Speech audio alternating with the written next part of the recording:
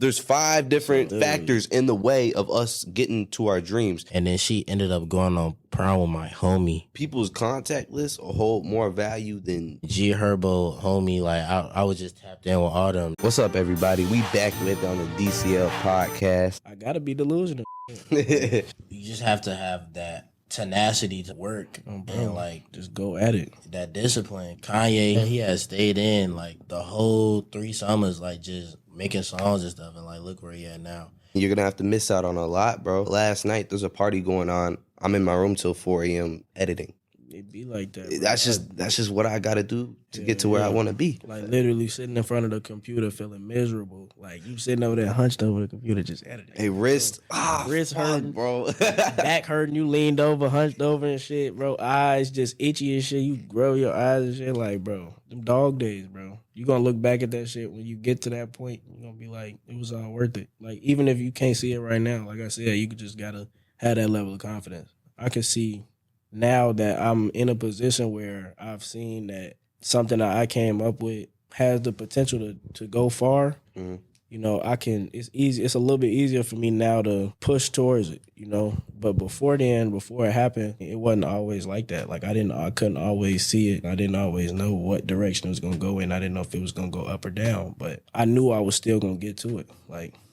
That's what it came down to. You gotta manifest it. That's what I'm really big on. I'm really big on manifesting. Journaling, manifesting, all of that. Definitely do that. Even if it's not no magical power in the universe, it's you, your self-talk, and you wiring your mind, bro. When you manifesting things, it's how you manifest it too. Like you can't just manifest, I need this dollar amount. No, it gotta be, I want to impact this life. I want to create this. I want to do this. You manifesting that, and that shit be happening, bro. Facts. It be happening, especially if you just really locked in. You really letting that shit marinate in your mind, bro. But you already gotta have the work behind that. You gotta actually make it happen. Fact. Midway through my junior year, they tell me I have enough credits to graduate that year. I'm in a dilemma because they're telling me I'm 16 years old. They telling me I can graduate at the end of this year. So like, yeah, I do that. Fast forward. Now I'm 17 years old in college. Part of me didn't want to do it. I was going to stay in high school and take dual credit classes and then come over. But I feel like the step, me being 17 years old in an environment where most people are 18 to 23, you got people up to 25. You got people that are 26 still in college. You know, I'm in classes with 23-year-old people and stuff. Me being 17 in college, like definitely, it was a mindset shift. It was, I'm not a kid anymore. I mean, I adjusted pretty quick, but still it was the fact, hey, I'm 17 years old around all these people. Like I'm supposed to be in high school and I'm in these environments. I'm in a whole fraternity at fucking 17 years old. Like it was crazy. So yeah, I definitely say that definitely made me mature up a lot younger. And now I'm 20 years old. And I look at it like this is late, me starting a podcast at 20 years old. Like my senior year, me finally starting action is kind of late to me. But still, I'm 20 years old. So it's like I'm young. I got plenty of life to live. What's a significant event in your life that you believe had a big impact on who you are today? School finna get out. Like the end of the year, you know, everybody high energy. Everybody's just ready to graduate. Everybody is ready to get on to the next chapter of their life and shit. It's around the time of prom and all of that shit too. And mind you, at the time I was with somebody. You feel me? And that's not the sole purpose of this at all. No, this is not one of those. Shit going smooth. Boom. I'm driving one day, leaving my cousin's house, and out of nowhere, I cross the intersection. I get T-boned. My car ends up. I'm in somebody's front yard, bro. Like 2 feet away from their house. 2 feet away from hitting their house. Car just in the grass, in the line. Like, I'm just in shock. I'm just stunned. I'm in the car. I end up calling my mom and telling her what's going on. And my mom, like, she the type of person, like anybody's mom. Like, she's very worrisome. So she's panicking. She's hyperventilating, all type of shit. I'm telling her, calm down, like I'm okay, I'm good. But she's still panicking. She gonna do what she gonna do. Halfway to her getting over to where I was at, her blood pressure was so high, I guess, like she ended up losing her vision. She already had vision problems in one of her eyes, so she ended up not being able to see because she was just panicking so hard. So she had to pull over and stop driving. One of her friends had to take her to where I was at. So the whole night go by. We at the ER and all that now. It's like 3 a.m. I didn't get seen at all. You know, like I couldn't even hear out of my fucking left ear because of the airbag and shit. I have to drive home after that. I have to drive home that same night because she can't drive. She can't see. The girl I'm with at the time, we finna go on prom. This whole shit going on, you know, he already kind of know how that shit went, you feel me? But like shit was just rocky at the time, you feel me? So that wasn't even one of my main worries at the time. Like I'm telling her I'm getting into an accident and she not even saying, she ain't even like respond back to like an hour later type shit. And didn't call at that. It was like a text. I'm not even worried about that. The next morning, we go to the eye doctor. My mom still can't see. They basically tell her that she had popped like some blood vessels in her eye. And it was like blood behind her eye. And that's why she couldn't see. They didn't know how long if she was going to be like that, if she was ever really going to be able to see again. Boom. Take that shit to the chin. A few days later, I end up breaking up with my girl. Didn't even really have no time to like process that shit for real because of everything else that was going on. It just happened. So that whole shit went down. A week later, I see her pop out.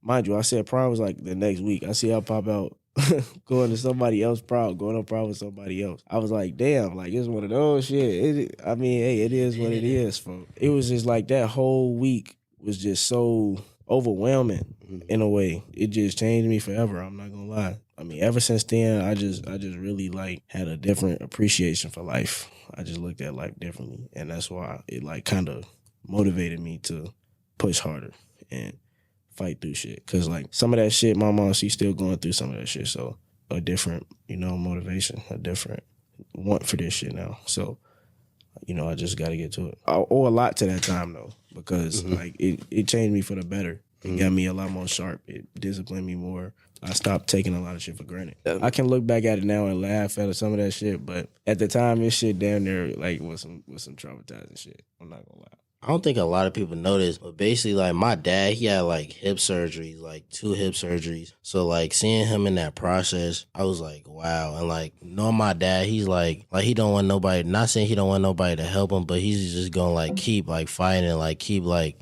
persevering through, like, what he has to, like, support his family type shit. So I seen that, and I was like, yeah.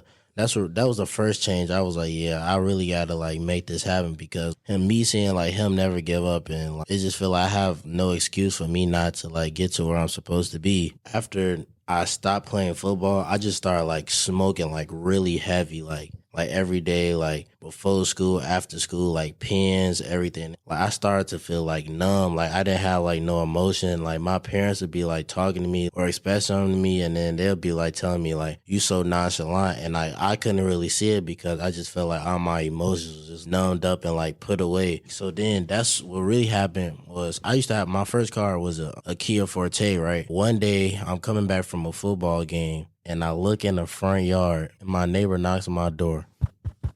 I'm like, okay, cool. We run out. He like, hey, somebody trying to steal your car. So me and my dad, we run out. We look in the car. The back window's busted, and we look at the driving wheel, and where you put the key in, it was all fucked up. So I'm like looking. I'm like, wow, like it hit different. Like I didn't think like that would ever happen to me. My parents are like very busy, so my car was like my main source of like driving, like school, like getting to social events. And ever since that happened, like it would just be from school to home, and that's when the really like smoking happened. Until like I want to say like April, my mom had forced me to get a job because she had like started to realize they found out I was smoking. They started to realize like that I need to like get out and do something because I would just come home, get on the game, be in my music, like be in my room blasting music, just frying like that wasn't gonna happen. Like they couldn't let that happen. So then I had got a job, and then that's when I had started doing TikToks and shit. And that's really when I had started like getting back on my grind with the YouTube and things of that nature. And then prom came up. Oh my God, we definitely got this similar case. So I was supposed to go with this girl. Her name is gonna be Donkey Man. We was looking for prom suits and prom dresses. She ended up saying she didn't want to go on prom with me no more. She didn't say that, but in a way, she was like, she going to just fall back. And then she ended up going on prom with my homie. It was pretty crazy. It was so crazy. It hit different. So, It's crazy, bro. am I tweaking? Your shit, yeah. Yeah, it sounded like yours is like distorted. Then after that, I started doing like self-reflection. Then I found this other girl. I'm not gonna say her name. But I had went on prom with her. And then after that, like we had like fell off like real bad. That's when I really started doing like a self-reflection and things of that nature. Like I was just in my feelings, in my emotions, like not talking to nobody. And like everybody trying to tell me to like get over it. And like I was trying to get over it, but it just wasn't helping. So then that's when I got an opportunity to go to Summer Smash with one of my friends. And then he had gave me my friend Bryce, he had gave me like this wristband, this artist wristband to go backstage and shit. Do you know who Lucki is? Yeah. Yeah. I had realized like this, like it's full circle. Like you could really like put yourself in environments with people that you look up to. We had went backstage to this little, the shuttle, like where all the artists come in, this artist lounge. I went there and I'm sitting down. I'm sitting down right here. It's me, my homie Jasier, my homie Bryce. And I look back, I turn around, and Lucki is walking right in front of me. And he sits down to like exactly where you are, having a full conversation with the person that was like right here next to me. And I'm like looking, I'm like, wow, bro, like this is real. As soon as like that happened, like I had just got plugged in with AMF Visuals. That's a person in Chicago. He be doing like all the music videos for all like the famous like artists in Chicago. We had tapped in. And then G Herbo, homie, like I was just tapped in with all them. That's when I really just started gaining connections. That's when I had just started like going up to in events, just talking to people and networking with people. And like now, like people in my contacts like that could just like put us in a yeah. So I feel like things like happen for a reason. I think networking is the single most important factor if you want to become successful in anything that's not like programmed work, as in like, you know what I mean, a 9-to-5 job, because you need those connections to go to the next level. Like people's contact lists will hold more value than anything. Like, bro, you can with the networking contacts, like, because you could just do so much with it. Boom, you know someone that knows how to do this. You know someone that knows how to do this. Boom, boom, boom. You just put the pieces together and then you set. You're definitely building up your connections is important if you want to excel. You can only go so far on your own, bro. I had to learn that shit. Like, you only can go so far on your own. Nobody doing nothing all by themselves. You're going to need some help, some part of the way. What's something that's went on in your life recently that you may have not expected? I'm more of like an HBCU type of guy. So to be honest, in my high school, I was so fluctuating and like focused on like playing football. And then like my senior year, like I was like, damn, yeah, like I could see like it's really not gonna work for me. Just based on like just like the politics and things of that nature that goes into, and I didn't want to waste my time knowing I got other visions and dreams in line. And then I was like, okay, cool. I was like, what's the next choice? Morehouse. I'm trying to go to Morehouse. I was like big on being a Morehouse man. I had the Morehouse wristband. I had the Morehouse shirt. My parents had the Morehouse everything. And I was like, yeah, I got to go there. So filled out the application. Come February, I was like, yeah. Everybody, I was just, yeah, I'm finna go to Morehouse. Got my letter. I got deferred. I was like, I read the letter. It was like, you need to have above like a 3.0. You need to reapply in the fall. And I was like, wow. Damn. So then I was just scrambling because like, I didn't realize it really mattered when my plan A didn't work out. I was just scrambling last minute, just applying to like all the in-state colleges and all like the local colleges type shit. It was like this one day I was supposed to be doing like a event with my high school class, like for our graduation. And instead of that, like my mom was like, we finna go tour our Illinois State. I was like, I bet.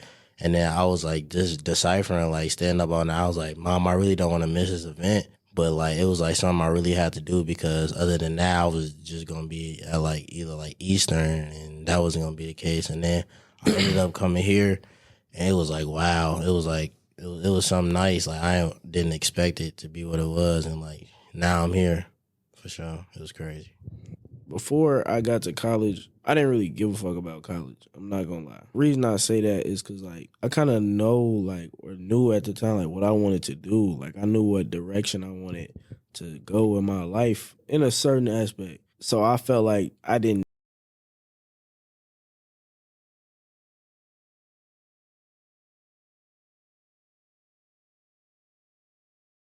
to Morehouse, to Clark, to Georgia State. And I always knew that I liked Atlanta and I got family in Atlanta. Getting down there and seeing how it was, like it was decent. Like I was like, damn, Like, these is not bad. But when I was in school, I'm not gonna lie, I wasn't bullshitting. Like, I didn't just have fucked up grades, but like I had senioritis. I was just like going with the flow. So it came around the time to, like you said, start applying to schools and shit. I'm trying to get into Georgia State, and I ended up getting in, but I ain't end up getting no money. I ain't end up getting no scholarships and nothing for real. Because my grades was like, I had like a 3.0. It wasn't bad, but like it wasn't enough for them. Like they expensive ass school. So Clark and Morehouse come around. I didn't even end up applying to Morehouse because I ain't have a high enough GPA.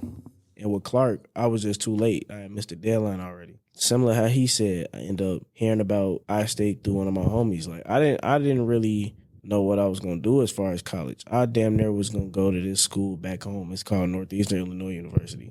It's like up north in Chicago. I was gonna probably end up just going there and just saying like, fuck it. But then I end up hearing about Illinois State, end up coming here, and now I'm here, and it's cool. But I just know I kind of need to be in a different environment. Like actually now being in college, it's like if I'm gonna be here, I want to be somewhere that I can like prosper. Right. I want to be somewhere I can just prosper and like work towards my goal and be around other like-minded people. But, you know, like having a clothing brand and stuff, as we talked about earlier, people here don't really give a fuck about that shit. People don't really care about their appearance as much. So it's a little bit harder to network and meet those type of people here. That's just where I found myself. You know, I found myself in a position where I'm here, and I know that where I need to be is really like in Atlanta, around all of the opportunities, like people that's networking, that have brands, that know people in that field. That's just life. That's just how life plays out sometimes. So adapt. So that's what it is. I was watching this whole documentary by Iman G or Iman Ghazi. Yeah, I was watching this doc. Yeah. I'm not gonna lie, like I don't watch much YouTubers, bro, but this YouTuber is someone who I'm gonna watch. He was talking about the school system and how the school system was like originated and built was to create a generation of mindless mental trap, because even though we have our own aspirations, our own goals, we can't wake up and focus on our aspirations and goals because we have class, homework, distractions, girls, parties. So there's 5 different factors in the way of us getting to our dreams. And if we weren't in college and we weren't around, you know what I mean, these influences or these environments, then we would probably be able to focus on our dreams a lot more. Yeah. That's definitely something that I've been more focused on, especially this year, is just getting around people who are like-minded and people who do want to excel to the levels that I want to go. Because, I mean, just the people that surround you, like, on a daily basis, y'all can't really, like, rock with y'all. Like, y'all want to drink beer all day and do nothing, bro. Right. And I have dreams. Definitely feel you. That's kind of how it feels. Like, we just got back from Atlanta. Seeing the difference from how it is there as far as, like, the amount of like-minded people it is down there, and, like, just the hospitality that they have, like, the immediate connections you can make from just being down there and having something that's eye-catching, like having something of value that's eye-catching that you can offer. People are going to automatically fuck with you down there. It's just going to, like, instantly. That's literally how it is. Versus here, you might get lucky to find another like-minded person, like, that you can really connect with and, you know, get to the point where y'all can start working on projects and shit like that together. You know, just bettering each other. It's rare. I understand. So it's shit real. For those of you who don't know, we at Illinois State University. How is it being a black creator at a white university? It's definitely kind of hard. I'm not going to hold you. I haven't posted much since I've been out here because it's just like a culture shock. Not even a culture shock. Not even so much that I'm not used to being around different ethnicities. Like, I went to a very diverse high school. It was a melting pot. Like, just the fact of coming from Chicago in general to coming to normal Illinois, it's just like 2 completely different worlds. Literally like 2 completely different worlds altogether. Not only people that's like, you know, friends or family that I would make videos with, but it's also just, I would meet a lot of people just spontaneously, just randomly in Chicago and connect with people. It's not really the same out here because, like you said, it's all a matter of like-minded people. It's more like-minded people in Chicago than it is out here. So it makes it more difficult. But it's a lot less people. And then also it's the environment too. Like, you got cornfields a mile away. Literally, you can look out from your dorm. Like, we can literally look from our dorm. We stay in Watterson on E. We can look from our dorms and look out and just see nothing. no buildings, no high rise. Nothing. Like we probably the highest rise building. It is. In the next. Waterson is the highest Literally, rise like, building nigga, from we St. had Louis a- to Chicago. We live in the. From St. Louis to Chicago. Yes, bro. We live in the biggest building from fucking here to whoever knows, bro. Like that's insane. I'm like a people's person, so I'm gonna meet people. Like the people that I meet are not on the same like level that I'm trying to be on. So it's like I'm not gonna force them to like try to put out like their best on the internet and best in like on what they're trying to do. Like that's just something that they're gonna have to do on their own. Like I make music videos, so it's like the artists and out here, there's not really any artists out here. Like they're all like, I don't want to say there's not no artists out here. They're all like beginners, which is, it's fine being a beginner, but I feel like I know what I want to do. So like if I'm gonna work with you, you got to know what you're gonna do too. And there's levels to being an artist. Yeah. You know what I mean? Just someone that just does it or someone that's actually motivated about Let they feet wet. Yeah, not just doing it because you just like the image, like the cool look that you have being an artist, which is like I said, it's all about perception. I see a lot of content creators out here. Like there's a lot of people that make content out here. Definitely it is a struggle because there's only certain events where people are going to be outside. Yeah. There's limited things to do out here. Then, bro, I'll record at the parties every now and then. Like, that's not the direction that I want to take my shit in. But at the same time, for anybody that is, like, trying to take that route, like, trying to, like, have the party life as they, like, foundation for their channel, and that's, like, the type of channel that they are. Bro, out here, the police be on dick. Like, nigga, the police be dick riding, bro. Like, you lucky to get to a party and have that motherfucker last, like, more than, like, an hour and a half, bro, before they shut that bitch down. Like, you gonna be at a loss of content because, like, they be on dick. Like, a lot of motherfuckers just be really trying to have a good time, bro. Like, they don't be trying to cause no trouble or nothing. Some people, like I said, some people trying to get content. Some people trying to get that shit going. But, I mean, you damn near at a deficit out here because, like, them bitches is getting shut down right away, damn near. Like, And then you paying for it to get in. like, we done literally witnessed, like, going to parties. And, bro, like, we'll get that the police is there before we are. How the fuck are you here before us? What the fuck? Like, nigga, the party ain't even started yet. How did you beat us here? Like the sirens on, as soon as we pull up the sirens bro. are like. Like this one party they had, I literally remember it was homecoming weekend where we had, I think you was in the car, I think. We get to the location, or it was like a new location. We get there, bro, the police got the exits and the entrances blocked off. So you can't get in or out of the lot. Whoever was already there, they had them boxed in, and whoever was showing up, they had that shit barricaded off with their car so you couldn't get in or you couldn't get out. I was like, bro, what the fuck are you, like, come on. It's homecoming, bro. Like, why are you shutting parties down on homecoming? It's not, like, mind you, it's damn near like midnight, bro. It's not even late Walk yet. around and monitor it, but you don't got to shut it down. Bro, like, come on now, bro. So And not to like be like that guy, but it only be like the black parties. Like, yeah, I only hear about like bro. that happening to the black parties. ain't gonna lie. We not even trying to be like that, but that's really how it is. I don't be seeing a white party get shut down like that. I don't really care either way it go. It don't make no difference to me.